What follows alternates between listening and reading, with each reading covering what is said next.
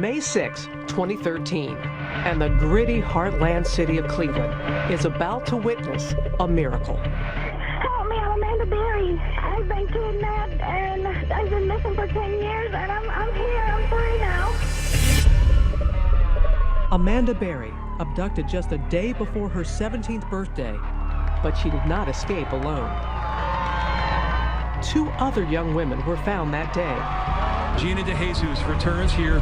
She is indeed home.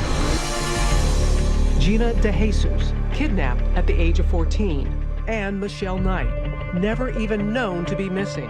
Police arrested who owns the home is 52. Their abductor was a deranged school bus driver named Ariel Castro. But through the years of their captivity, they held on to one conviction: that their families would never give up on them. 10 years later, that faith brought them home. The story in their book begins this way. Now we want the world to know. We survived. We love life. We were stronger than Ariel Castro. Good evening, I'm David Muir, and welcome to 2020 Saturday. And I'm Elizabeth Vargas. We're about to take you on an amazing journey of resilience and faith. That's all Amanda Berry and Gina DeJesus had to hold on to in order to survive a decade in that Cleveland house of horrors. We were there when they were finally brought home, of course, with still so much to learn. But right here tonight, they're telling what did happen in a memoir appropriately titled Hope. Robin Roberts with their incredible story. It was pretty cool. Amanda Berry, now 30, is tiny, just over 5 feet tall, but inside, a tower of strength. Tell me what you were like when you were 13. What kind of teenager were you then? I was pretty much a homebody. I stayed home a lot, you know, did my schoolwork. What did you want to be when you grew up? I was into fashion. Like, when I was in school, I was like, the shoes had to match the shirt and the shoelaces had to match the outfit, you know? She was raised by her mother and older sister in a working-class neighborhood on the city's west side. The tiny girl had big dreams of being the first in her family to go to college. We was a very close family. It was me, my mom, my sister, and my 2 daughters. We did everything together. There was not a time that she didn't call and let us know where she was. It is April 21st, 2003, the day before her 17th birthday, and Amanda is on her way to work at Burger King. How did that day begin? Well, my mom gave me a kiss and just told me have a good day. And I got up, got ready for work. I almost called off of work that day because the next day was my birthday. You know, what if I would have called off that day? That question would haunt her in years to come. But this day begins like any other, until the moment when an SUV starts to follow her down the street. And he asked, do you need a ride home? And I said yes. The man inside is the father of her friend, Angie Castro, from middle school. So did that make you feel a little relieved? It did, yeah. You know, it's a friend's dad. He's like, well, she's at my house. Would you like to go see her? I said, yeah, sure. I haven't seen her in a while. They drove down this quiet street, Seymour Avenue, and pull up in front of a white 2-storied house. And what happened when you went into the house? Well, he said, oh, well, the bathroom door's closed. I think maybe she's taking a bath. So he said, well, just wait. So he started showing me around the house. And I never got back out. Moments after stepping through the door, Amanda knows she is in trouble. Castro takes her upstairs and shows her something strange: a mystery woman sleeping in a bedroom in front of a television set. When I seen her, it was like a little peephole that like the doorknob was supposed to go in. So that's all I saw. She would later learn that woman, 22-year-old Michelle Knight, had been Castro's prisoner for almost a year. And what did he tell you? That was his roommate. Her memories of what happened next are still raw. When he took me to the next bedroom, and it was just really dark in there, and he didn't turn on the lights. And there was a little room off of the bigger bedroom, kind of a big closet. And he took me in there, and he told me to roll down my pants. And from there I knew, like, this was not gonna be good. Amanda has just become Castro's second prisoner. When he took me to the basement, he taped my wrist and he taped my ankles, and he put a belt around my ankles over the tape, and then he put a helmet over my head. And he said, just be quiet and don't make any noise, and I'll take you home. The visor of that black helmet is now fogged by her tears. He chained me up to this pole, and it was like a really thick chain, like a motor chain or something. And he just left me there. He shut the lights off and put a little TV there, and I was just left in the dark. I just started screaming and crying, and somebody, please help me, and nobody came. So you're there in the dark, you're chained up. Lord only knows what you had to be thinking. I was so scared that I was gonna die. I didn't think that I was gonna ever make it home. Just a 10-minute drive away, her sister Beth is worrying about why Amanda never came home, so her mother calls the police. We left her a message. By the third phone call with no answer, we knew something was wrong because 90% of the time she's gonna answer that phone. The neighborhood around Amanda's home becomes ground zero for the investigation. FBI Special Agent Tim Kalanick, head of the Violent Crimes Unit, knows that the road ahead is far from easy. Missing person cases are probably the most difficult cases that we work. And the reason is it really is the needle in a haystack.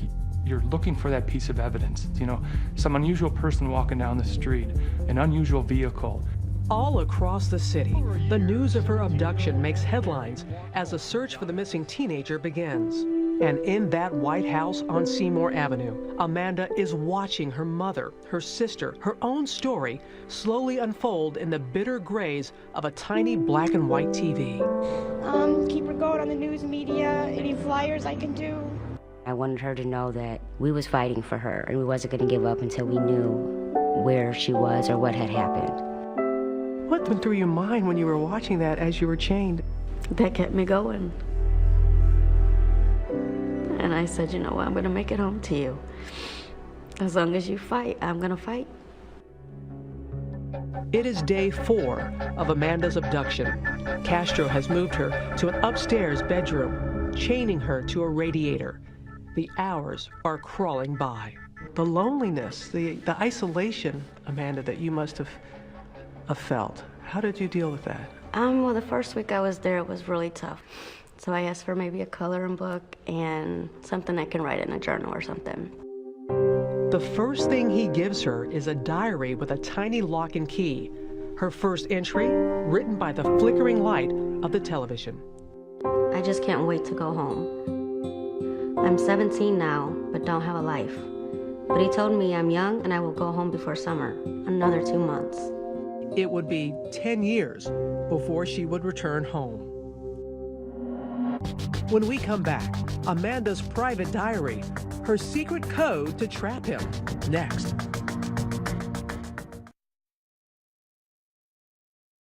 .2020 Saturday continues with Captive. Once again, Robin Roberts. This is a scale model of Ariel Castro's house. 1,400 square feet, 4 bedrooms, and 1 bathroom. Amanda was first held captive down in the basement, then moved to the 2nd floor and chained in the main bedroom. Just steps down the hall, Michelle Knight, Castro's first captive, lived in a second tiny bedroom. On the surface, the house didn't draw a second glance, but concealed inside 2207 Seymour Avenue is a bunker of chilling magnitude. There were doors that were put on the windows, completely covering the windows so no light could come in. The bolts that held those doors on the wall were sheared off. There was no way they could get at them, and those were even behind plexiglass. Its owner, Ariel Castro, is 5 feet 7 inches tall and a recluse. His only known hobby, playing weekend gigs at local jazz clubs. On the outside, he appeared very normal. He might be the last one you would suspect of wrongdoing. But the school bus driver is a man with a past. He has a former wife, 4 children, and a history of brutal violence. She and her children moved out of the house fleeing Castro's violent rage. He hated women. He beat his wife so badly, he stomped on her head, he broke her teeth, he broke her bones. From the beginning, Amanda could sense the uncontrollable anger within. He was very intimidating. He was very scary. His voice was mean and like deep, and if you ever looked into his eyes, they were like black, like he had no soul. It is April 27th, 2003. 6 days into captivity, and Amanda is still chained to that radiator in the second-floor bedroom.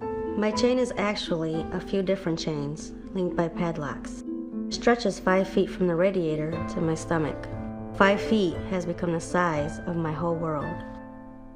Can you describe what it was like to live chained like that? It was really hard going to sleep at night. You know, if you wanted to toss onto your back, you couldn't do that. You would have to take the whole chain and move it to the front of your stomach so that you're not laying on the big lock on your back. Her tiny room, about the size of a closet, is dark and filthy. The mattress was old and nasty. It was just disgusting, and the bucket to use the bathroom, that smelled horrible. Once a day, he feeds her, sometimes junk food, sometimes not at all. He started to give a bag of chips or crackers or something. Her access to the bathroom is strictly limited. You could only take a bath like once a week.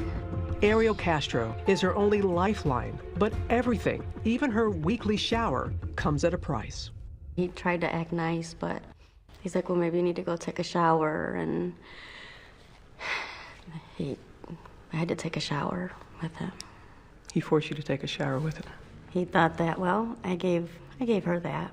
I deserve this. Well, what do you want to tell people about the sexual abuse that you suffered? It was horrible. After a while, you just get used to it. Like, you numb yourself to it, and you put your mind somewhere else so that you're not there. You know, you're not in that room with him. How often did you think you were not going to survive? Oh, there was plenty of times when I just never knew why is he keeping me here? Is it, one day when he's done with me, he'll kill me and get rid of me.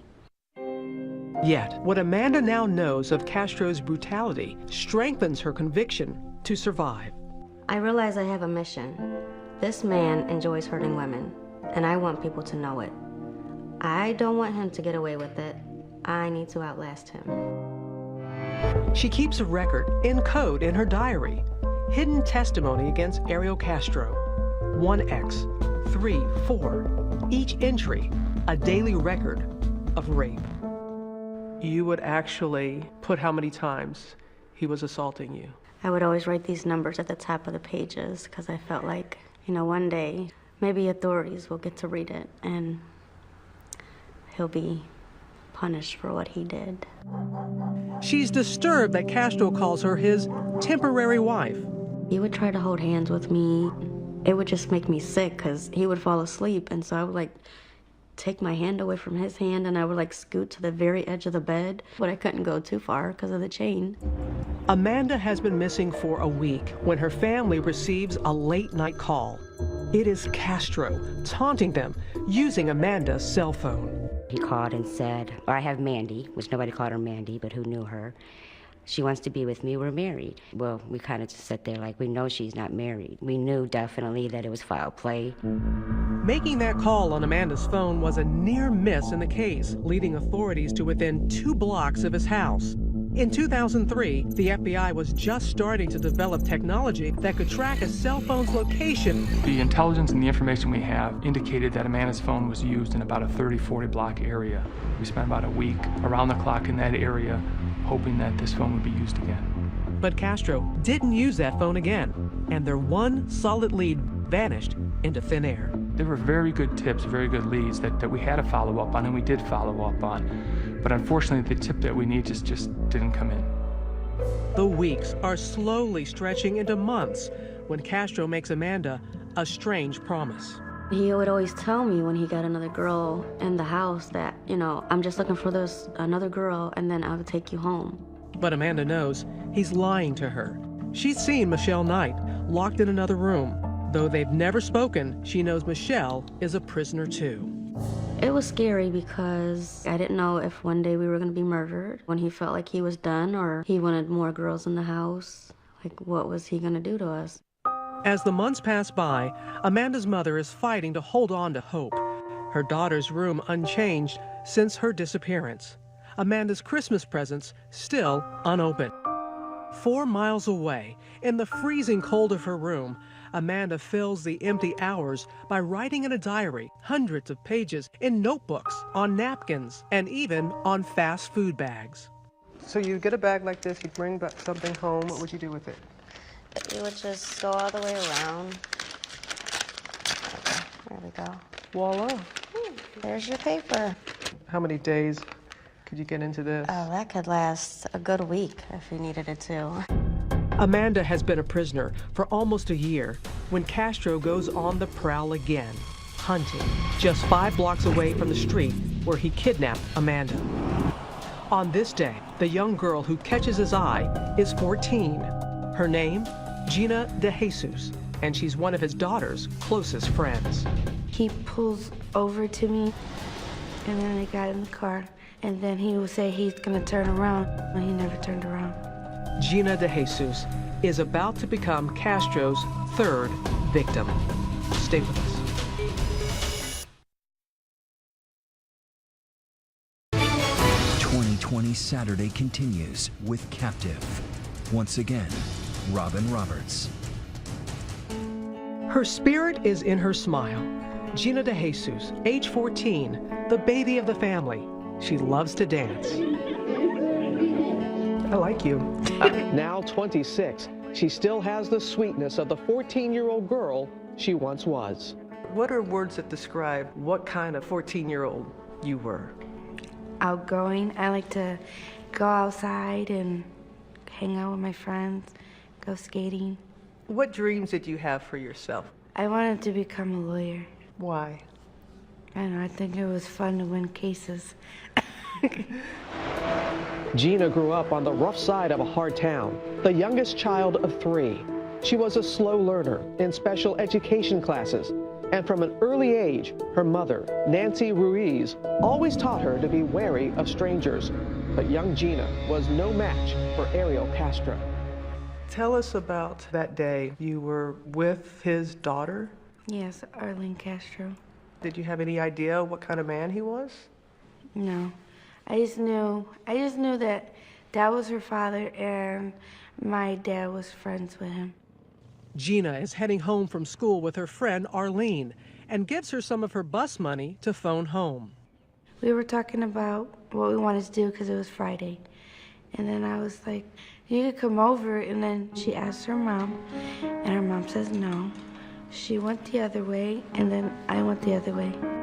Now short on bus fare, Gina starts the long walk home when suddenly that maroon SUV pulls up at the curb. It's Arlene's father. He asks me if you've seen my daughter. I said, yeah, she's right around the corner. And he was like, can you help me find her? And I said, sure. When they arrive at the house, he invites her in. I was sitting there, and he's like, starts to touch me and stuff. And then I'm like, what are you doing? You can go to jail. And then he just switches up like, well, okay, you're gonna go home now. He said, but you can't go through the same door you came in. He leads Gina down into his basement, then grabs her and begins to chain her. He didn't make it tight enough, so I threw it over and then I tried to run, but he sat on my back. And then I just start kicking him. I kicked him and I bruised him really bad. As Castro overpowers the tiny girl, she starts screaming for help. Nobody could hear me. The radio was too loud. He always had that radio up so the neighbors can hear. He had 2 radios up. He had one in the basement and one in the living room. Help was only 2 miles away, if Gina's parents only knew where to start. I went searching everywhere. Dumpsters, schools, empty buildings. The police feverishly search for clues, now suspecting that there is a serial criminal on the loose. By air, on ground, every inch of Cleveland's west side under the microscope. For the first few weeks, Gina is traumatized by Castro's disturbing behavior. He would take my hair and like put it in his mouth. I don't know why he did it, but it was gross. When was the first time that he took advantage of you? May 7th. She still remembers the exact date, but it's still too painful to say more. What are you comfortable in sharing and telling us about that? I'm not comfortable. During her first few days in captivity, Gina watches stories about her own kidnapping and begins to suspect that she is not Castro's first victim. I kept watching the news after a while. Hope that Amanda Berry will soon come home. I was like, did you take Amanda? And he was like, no, why would you think that? I was like, because you took me. 1 month later, he admits the truth, allowing the girls to meet for the first time while watching their families on America's Most Wanted. I called in friends after friends. They said they didn't have to see her. So what was your initial feeling that, oh my goodness, there's 2 others, that I'm not the only one in here? He's got 3 of us. There's something wrong with this man. With 3 women now imprisoned in the house, each in separate rooms, Castro seemed to be creating a strange polygamous version of his ideal family. What was the relationship like with you and him? I couldn't stand him, but I couldn't like show it all the time. I had to act like I liked him, and we were friends. He deluded himself into thinking that he was leading a normal life with these women. He was providing for them. They had a little family, which is crazy, but that's the way he thought. At first, Gina is Castro's new favorite. He seems to treat me better than the other girls. I wonder if he's kinder to me because I'm the new girl. And I wonder what happens when I'm not new anymore.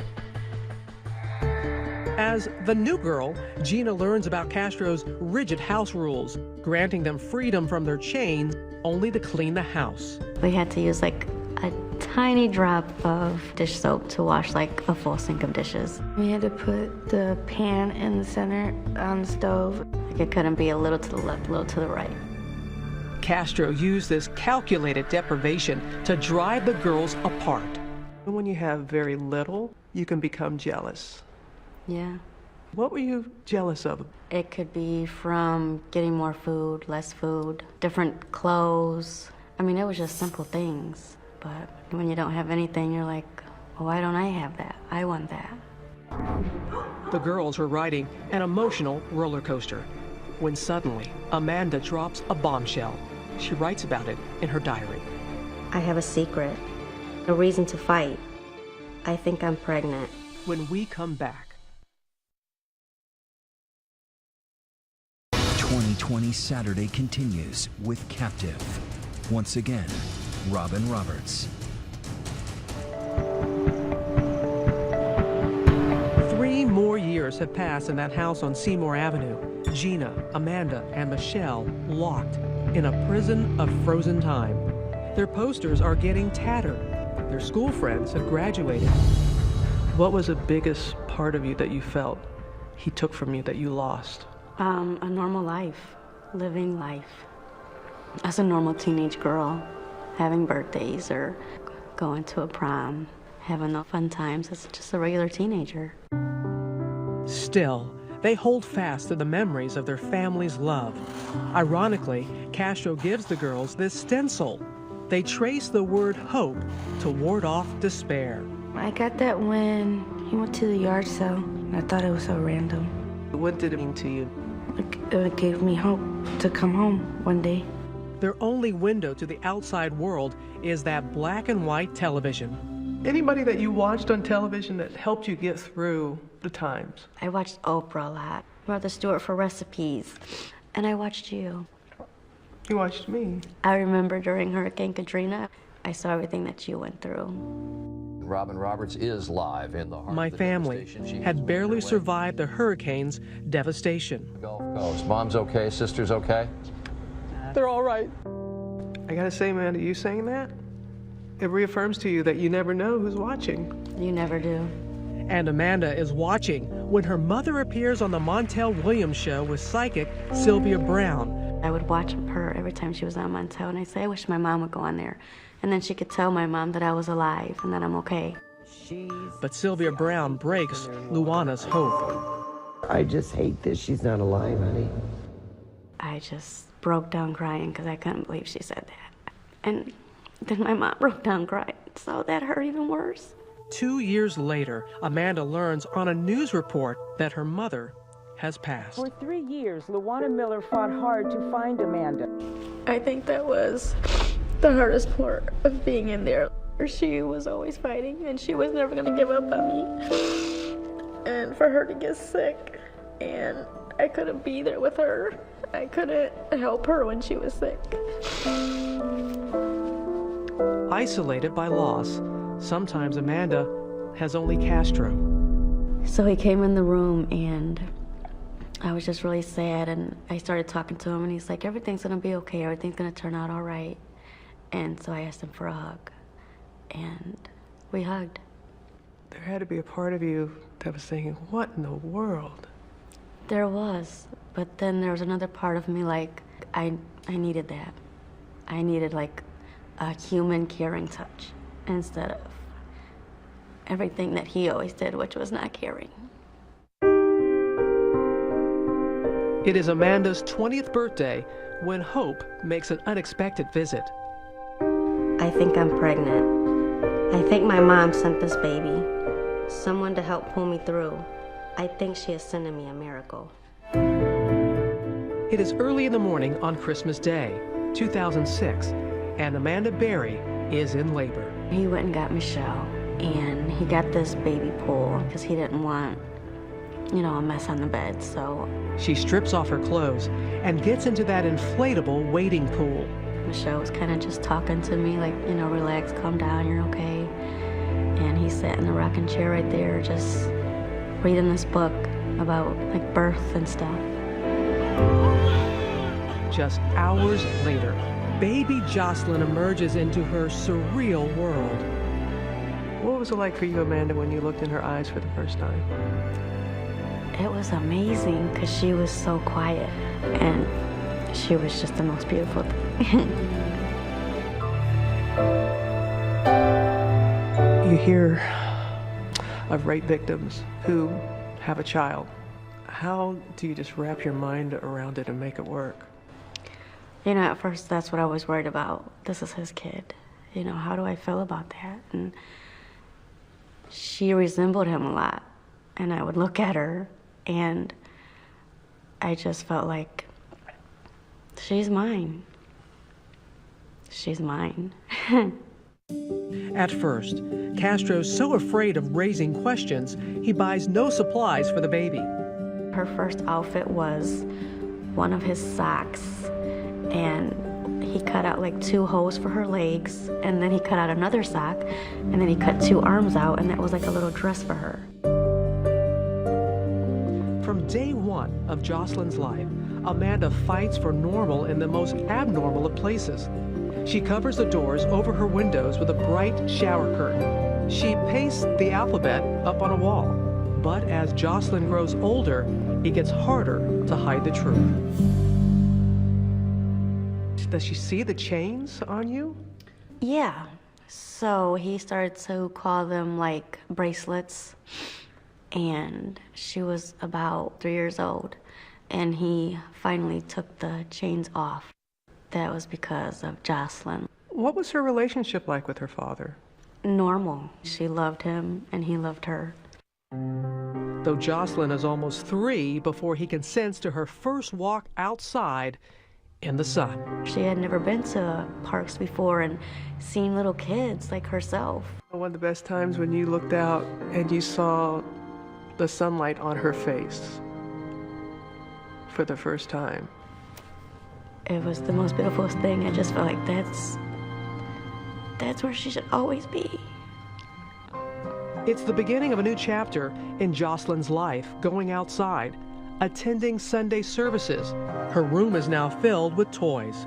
Castro's love for Jocelyn is turning him into a different man. He really didn't know what to do because this adorable little girl saying, I want to go outside and see the ice cream man. I want to go and see the snow.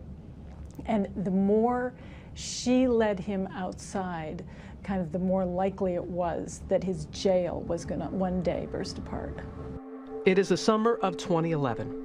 Jocelyn is almost 5 years old when, in a defiant act of hope, Amanda creates an imaginary schoolhouse inside the prison of their tiny room. We would pretend, leave our house, all of this in the same room, of course. So you've been doing all this in the same room?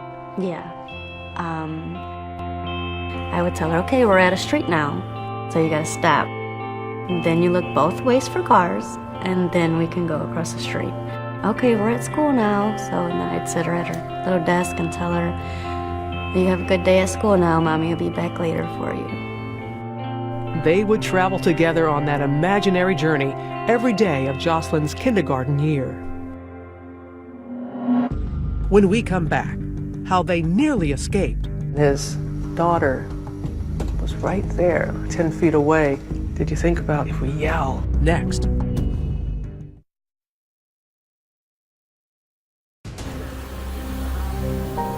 Though the house was a fortress and the girls, for years, locked and chained, the question that many may ask is, why didn't they run? I thought about putting rat poison in his beans and then spraying like pine sol in his eyes, but he was always a step ahead of what I was doing. Both girls admit there were opportunities that slipped away. Once, when Gina's friend Arlene Castro stopped by, he moved and chained all three girls in the basement. The three of you were in the basement, and his daughter was right there. Arlene was just 10 feet away. Yeah, we can hear him laughing and talking. Still, they remained silent. Did you think about if we yell? She's right there, we're right there. Possibly somebody she could hear you? There was always a chance. What if he killed everybody? The daily abuse was agonizing, but the unknown, even more terrifying.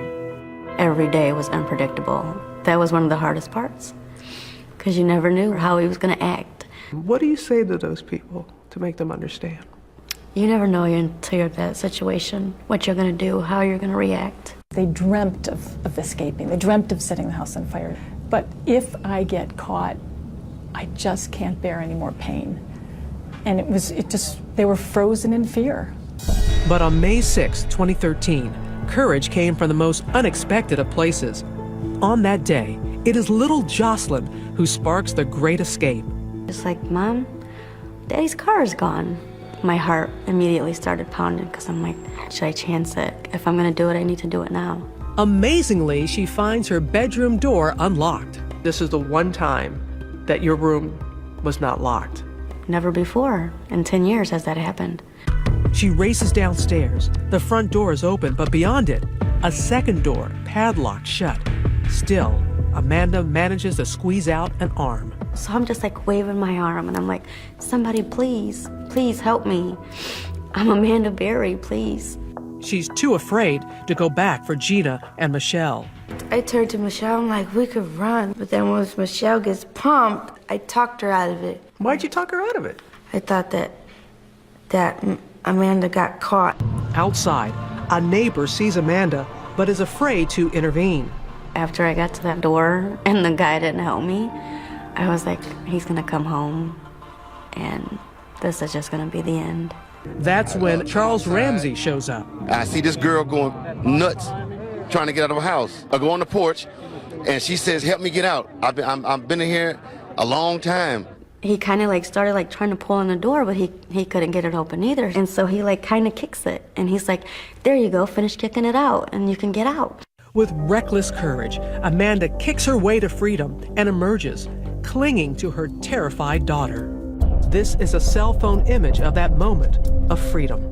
And she comes out with the little girl and she says, call 911. My name is Amanda Berry. Help me, I'm Amanda Berry. I've been kidnapped and I've been missing for 10 years and I'm here, I'm free now. Were you still frightened that he may show up at any time? I was terrified. And just because there's people on the street doesn't mean that he wouldn't hurt me. Why, after all this time, Do you think he left that door open? I still don't know why he left that day with the door unlocked. I would never know. Within minutes, the police start flooding the street. It was so unreal because the cops just kept coming. My partner immediately asked her, is there anybody else inside? And she said yes, Gina DeJesus and another girl. A neighbor captures the moment when the police storm the house. Inside, Gina and Michelle cower in their room, afraid of Castro's rage. And I'm like, oh, we're next. He's coming for us, so close the door. They yell police, and then Michelle swings the door open and just runs out there and hugs him. She jumped onto me. She's like, you saved us, you saved us. And I'm holding on to her so tight. In tears, Officer Anthony Espada looks up and sees Gina, unrecognizable after losing 30 pounds. I just look at her and I asked her, what's your name? She said, my name is Georgina DeJesus. We found them. We found them. Lost and finally found, the flashing lights blind their eyes accustomed only to darkness. Once I saw that, I'm like, this is it. I think we're free now. Delivered at last from the shadows, their families wait with open arms. Oh my God, she's so skinny, but she was still beautiful. She had the biggest smile that she always had. It was like a dream. I needed somebody to wake me up. Thank you, Lord. You brought my baby back home. For Amanda, Gina, and Michelle, the endless nights of terror have finally come to an end. Can you forgive them? The answer when we come back.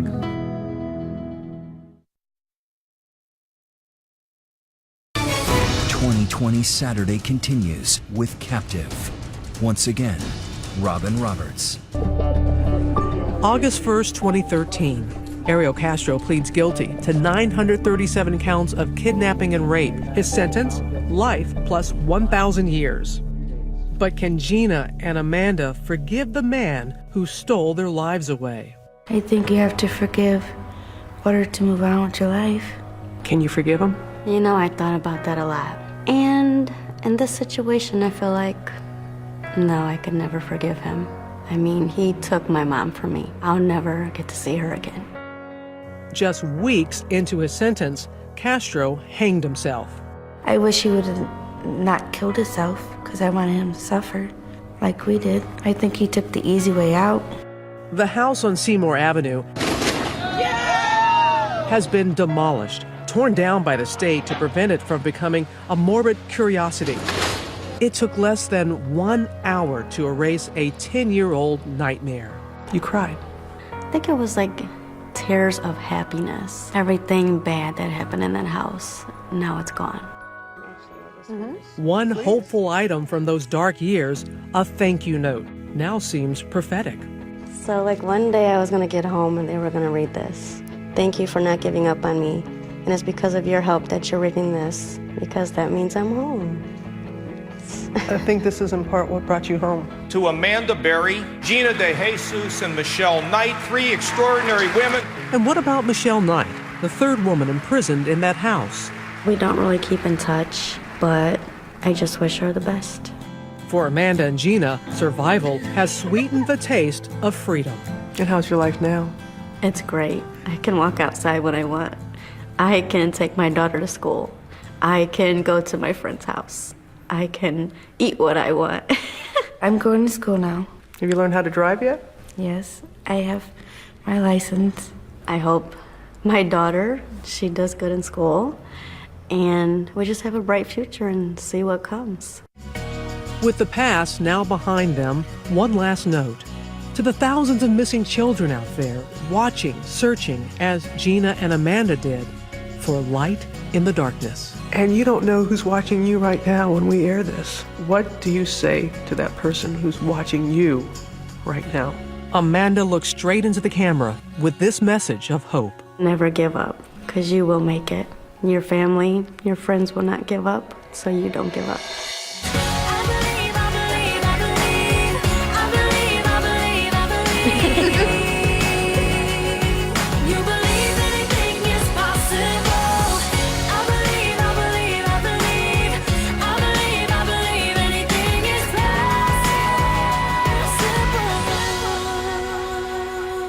Both Gina and Amanda have now received honorary degrees from their high school, and Amanda tells us that little Jocelyn is excelling in school. Their book, Hope, a memoir of survival in Cleveland, has just been released in paperback. If you think you have information about a missing or exploited child, contact 1-800-THE-LOST. Thank you so much for watching tonight. I'm Elizabeth Vargas. And I'm David Muir. Elizabeth and I will see you right back here for 2020 next Friday. Until then, have a great week ahead.